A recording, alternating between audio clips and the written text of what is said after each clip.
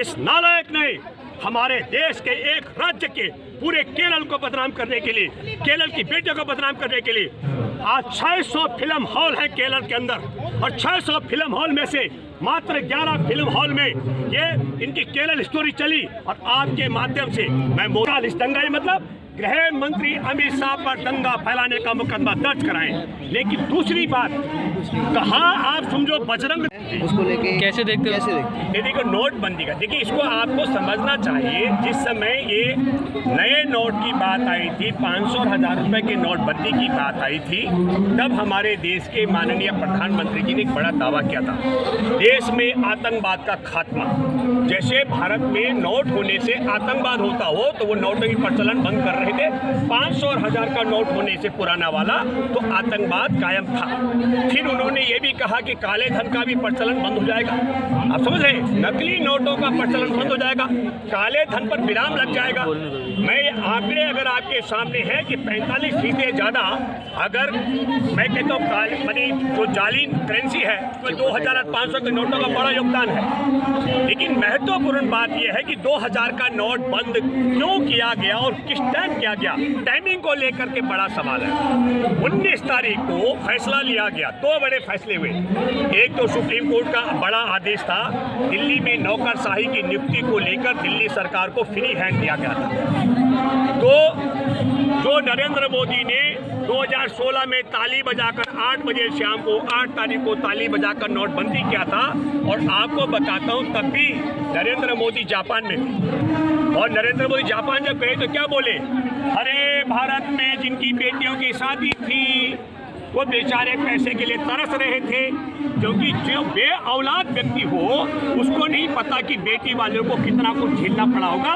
लेकिन मैं ये मानता हूं कि भारत में करोड़ों बेटियों के उपहास उड़ा रहे थे मोदी जी, इस तरीके की बात नहीं। ये टाइमिंग है, इसको थोड़ा बात करते हैं। कर्नाटक के अंदर जो चुनाव हुए विधानसभा के, उसमें आपने देखा होगा कि 72 जनसभाएं 2 लोगों ने की।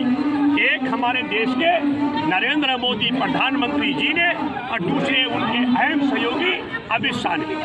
उनकी सीटें कितनी आई, 65 सीटें। और दूसरी तरफ 49 सभाएं की है राहुल गांधी और प्रियंका गांधी ने, उन्हें प्रचंड बहुमत से उनकी सरकार बनी।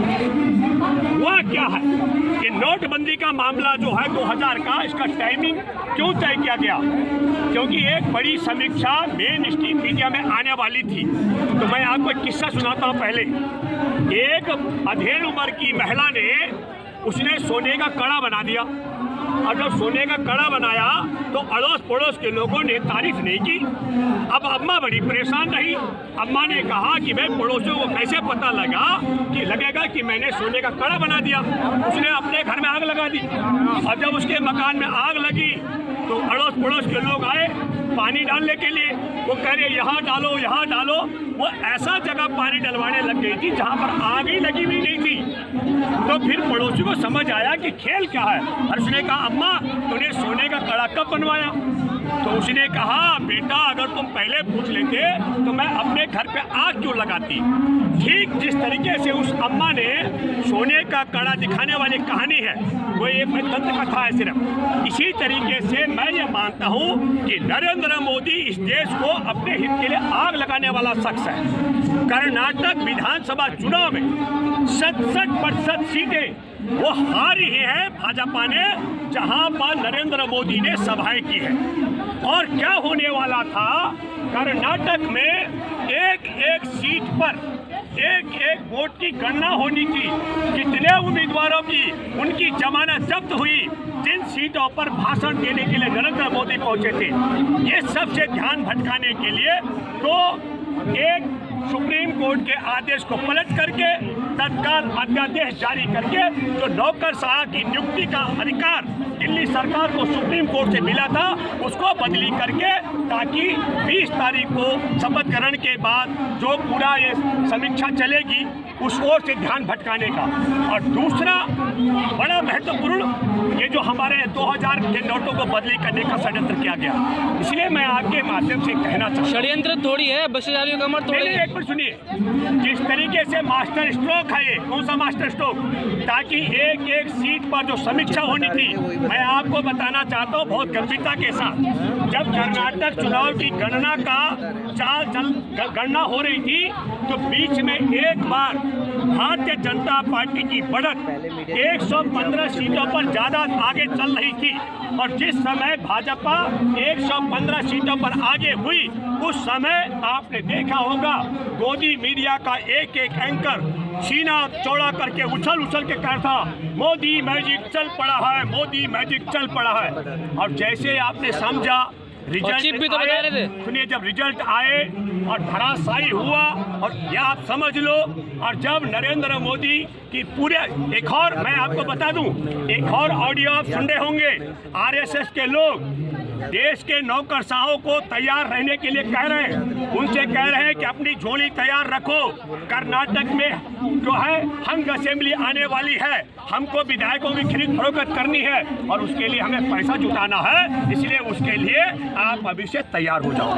तो मैं ये मानता हूँ कि हमारे देश में सबसे बड़ी बात, मैं आपके माध्यम से बधाई देना चाहता हूँ कर्नाटक के मतदाताओं को। कर्नाटक में 3 बड़े काम हुए। एक, जो इन्होंने चैलेंज कर रखा है अमित शाह ने कि अगर कांग्रेस की सरकार बनेगी तो वह दंगे कराएगा, उसके लिए तो मैं अपील कर चुका हूँ एक एक कर्नाटक वासी से, जहाँ कहीं दंगा हो, इस दंगाई पर तत्काल, इस दंगाई मतलब गृह मंत्री अमित शाह पर दंगा फैलाने का मुकदमा दर्ज कराएं। लेकिन दूसरी बात, कहाँ आप समझो बजरंग दल को बजरंग बली के साथ जोड़ दिया। मैं दूसरी बधाई देना चाहता हूँ कर्नाटक के मतदाताओं को कि उन्होंने मैंडेट दिया है कांग्रेस को, इस देश में आतंक फैलाने वाले, मॉब लिंचिंग करने वाले, दूसरों के पूजा घरों पर, आस्था केंद्रों पर, मस्जिदों पर हमले करने वाले, गरियाने वाले, मुसलमानों को तलवार से डराने वाले बजरंग दल पर प्रतिबंध लगाने के लिए मैंडेट दिया है। इसके लिए मैं बधाई देना चाहता हूँ और आपको बताना चाहता हूँ कि हमारे देश के अंदर 2-2 हजार के नोट, अभी जब बंदी हुई है तो सबसे ज्यादा 2000 के नोट अगर कहीं जमा होंगे तो कर्नाटक से होने वाले हैं, क्योंकि सबसे ज्यादा 2000 के नोटों को इकट्ठा करके देश भर से भाजपा आरएसएस के लोगों ने कर्नाटक में वितरण किया है। कर्नाटक की जनता ने 2-2 हजार रुपए के नोट भी इनसे लिए, लेकिन वोट इनके खिलाफ दिया। इन्होंने दंगे करने की धमकी दी, वोट इनके खिलाफ दिया। हमारे देश में इन्होंने आतंक फैलाने वाले बजरंग दल को बजरंग बली के साथ प्रधानमंत्री जोड़ा, उसके खिलाफ वोट दिया। इन्होंने गुजरात की 41,621 जो महिलाएं हमारे देश में राष्ट्रीय अपराध ब्यूरो की रिपोर्ट है, FIR दर्ज है, 41,621 गुजरात की बेटियां जो लापता हुई 2016 से लेकर 2020 तक 5 सालों में, उनके FIR दर्ज है, स्टोरी बननी थी उसकी। और केरल में बमुश्किल 3 FIR दर्ज है। उसको कहा प्रधानमंत्री केरल स्टोरी पर ही वोट मांग रहे थे। और मैं आपके माध्यम से कहना चाहता हूँ, फरवरी 2021 का जिक्र है, कायर सावरकर देश का गद्दार, उसके याद में एक बड़ा कार्यक्रम का आयोजन था।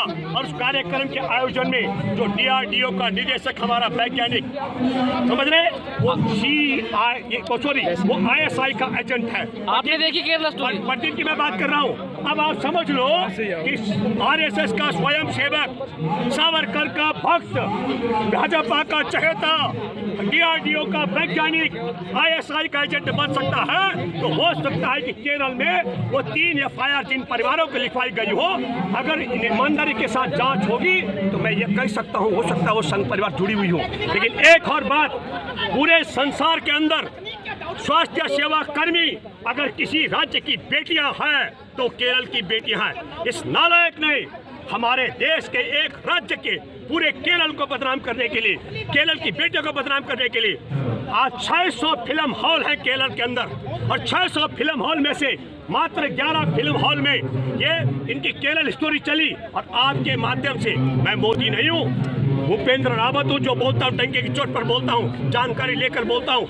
एक शो चले, सिर्फ एक शो, 4 शो के लिए दर्शक नहीं मिले इनको।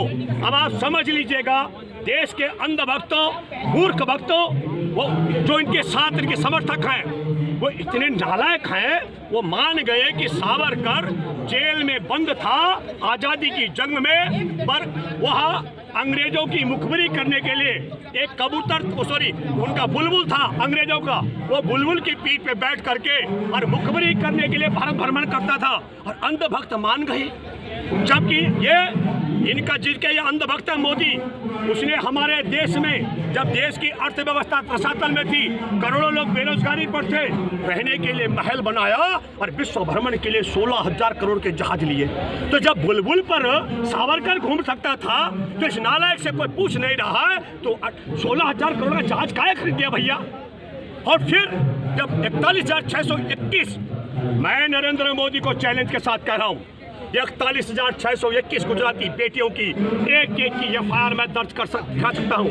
मैं चुनौती देता हूँ मोदी, तुम संसद के अंदर कहो, नए संसद भवन के परिसर में कहो, जंतर मंतर पर कहो, मीडिया के समक्ष कहो, मैं चैलेंज करता हूँ। मैं तो 41,621 एफआईआर भेज सकता हूँ, आपको दिखा सकता हूँ। अरे आप 401 एफआईआर दिखा दो भैया, 30,000 का दावा करते हो। इसलिए मैं आपके माध्यम से कहना चाहता हूँ, 2000 की नोटबंदी का मामला इनका मास्टर स्ट्रोक है, 4-5 मुद्दों से ध्यान भटकाने का, कर्नाटक में नरेंद्र मोदी की करारी हार से ध्यान भटकाने का, हिंडनबर्ग की रिपोर्ट, भारत में हमारे देश का अदानी चीन के चांगचुंग लिंग का यार है, और जिसके साथ हमारे देश के बंदरगाह, भूपेंद्र जी, हमारे देश के सवाल सुनिए। जनता तो खुश है, लेकिन कौन सी जनता? मीडिया में चल रहा है। एक बात जो आपने कहा भैया, जनता अगर खुश होती तो 2-2 हजार की गड्डियां लेकर के, दंगे की धमकी लेकर के, जो उन्होंने कहा, जिन्होंने विभाजन करने की बात की,